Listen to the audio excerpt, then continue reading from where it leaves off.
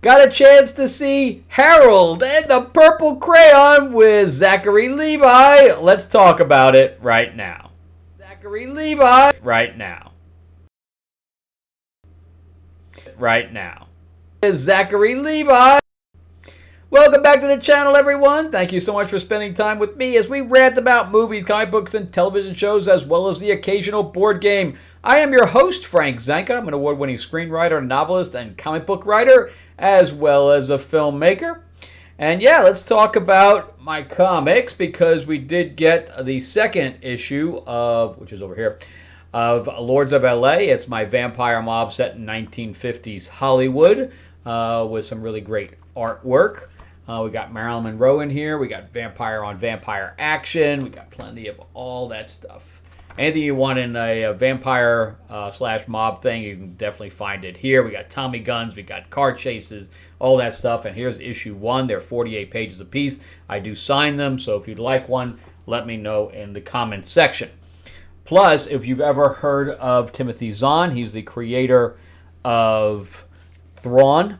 He and Kevin J. Anderson, a bunch of other sci-fi and comic book writers, Brandon Easton, they've written Dune, they've written Alien, they've written just a pile of stuff. We're doing a Green Hornet anthology novel with some artwork in it. They are doing signatures on them, and it's going to be amazing, and we're going to be releasing that on Kickstarter in about 30 days or so. So definitely get notified, and click the description below has the link to Kickstarter, and it's just a quick sign up, and it'll notify you when we launch. Plus, a list of all of the guys are there, all the writers. It's pretty cool. All right, so let's jump into Harold and the Purple Crayon. I am a fan of Zachary Levi. It's just a shame that he plays the same role over and over and over again. It's like he can never play an adult. I would really like to see him do a dramatic film to see if he has any range whatsoever. Because he really, I don't know if he, I mean, I have met him in real life at conventions, but he literally, I don't know if he just plays himself. I mean, he is outgoing like that. But I don't know if he's playing himself. I don't know him personally. He is a one-note actor. Anything from Chuck to Shazam, and now this, it's really exactly the same role. And I'm kind of disappointed with the fact that now that he's basically been, his last 2 films, which is Shazam, the second Shazam, and this, failed at the box office.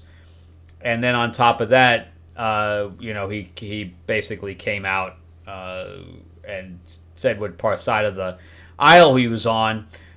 So chances are he is finished in Hollywood, which is, along with Dean Cain and the guy from Hercules and all those guys that have come up on the right. Once you come out on the right, you're done.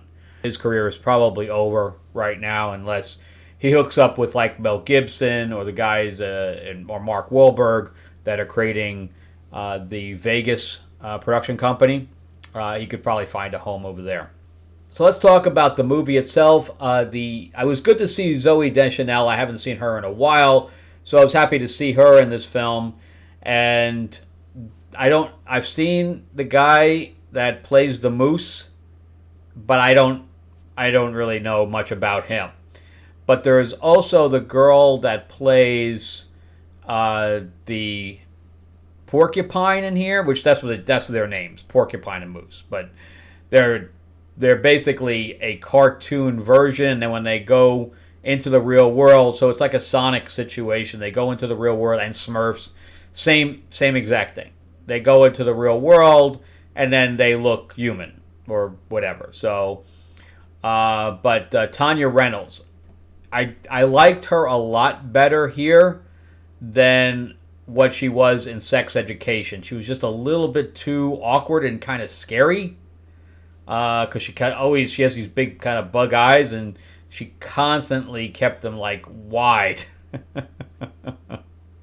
in Sex Education, to the point where it's almost uncomfortable to watch her. Alfred Molina just has a VO. He's only voiceover, and that's it.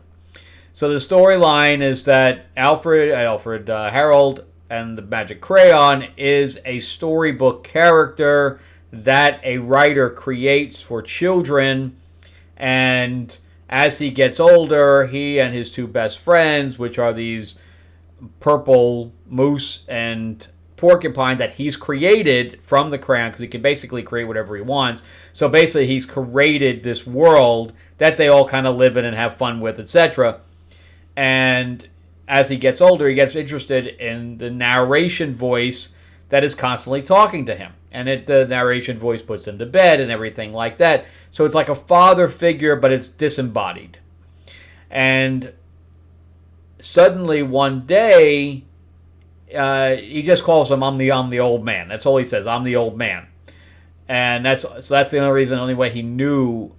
He knew that he created, Harold knew he created him, but that's about as far as it went. So suddenly one day there's just no voice there anymore.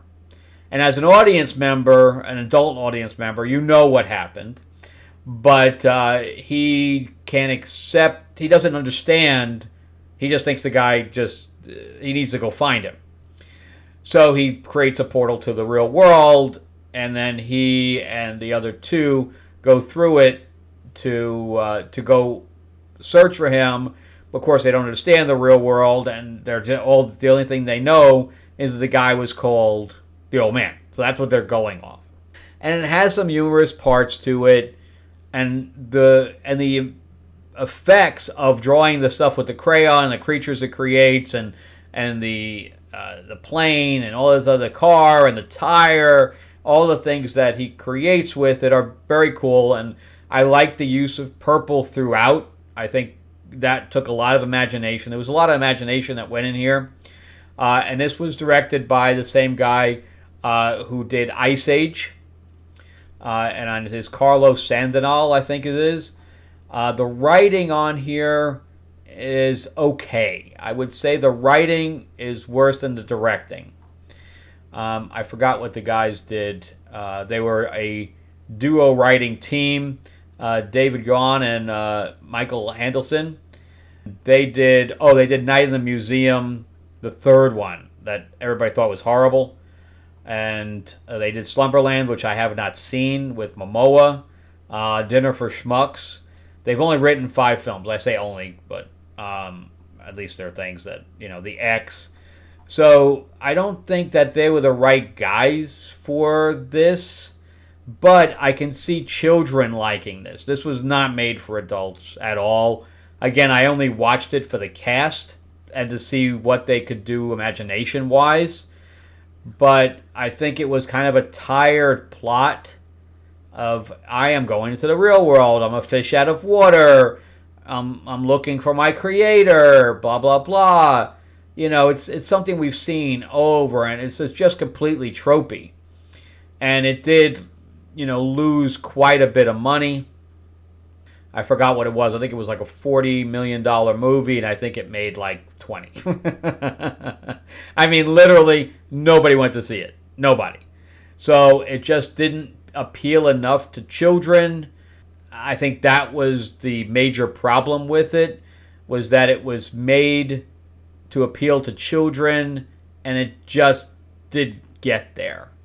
So I think they were too worried about appealing to adults as well, and they didn't go far enough into the child side.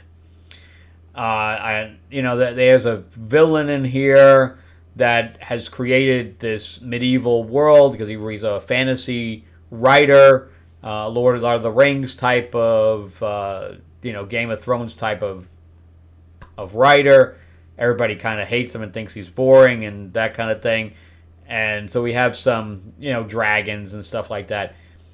I just don't think that this should have been a live action. I think this should have taken place. Again, I've never read any of the Harold books because it's written for very, very young people. And because they show it. They show the books in the movie, written by Crockett Johnson, and that's his real name, so it's actually real. The guy they're looking for was a real person. I think that they should have stayed in the cartoon world and made this a fully cartoon thing instead of trying to make a live action out of it. I don't think it lends itself to that. Not for children. And I just, they tried to, I don't know, it was a very weird decision that happened behind closed doors, you know, when this pitch was happening, and said, yes, I'm going to take this children's book and I'm going to make it for, it's not even a children's book. I mean, it's like, you know, 6-year-olds or whatever else, and make this movie that's more, you know, for 10 to 12-year-olds. And I think that's where the disconnect was, is that they just didn't know their audience. They didn't care about really hitting the audience, and I think that was the mistake here. All right, well, that's it for me. If I was going to... I really can't rate this because it's not made for me. But even for kids, I just think they're going to lose interest in it. And I think it's because, again, it leans too adult with it. Says it has adult issues and, you know, the father dying and stuff like that. So I think it's more going to be around a very average to a 5.5 type of thing. Not that the acting is bad, it isn't. Zachary Levi is definitely likable. But it's, again, we've seen the same thing with him over and over and over again. So I really want him to do a drama so I can see what he's capable of. All right, well, that's it from me. Thank you guys so much for watching. Let me know what you guys think. Did you watch it? No, probably not. I don't think anybody watched this thing. Anyway, remember to check out the link for Green Hornet below and Kato. And check out some other videos. Remember to give me a like and subscribe if you can. Ring that bell, ding, ding. It's free. Help me grow this channel out. And I'll see you guys on the next one. Thanks for watching. Grow this channel out. Thanks for watching. Grow this channel out. Thanks for watching.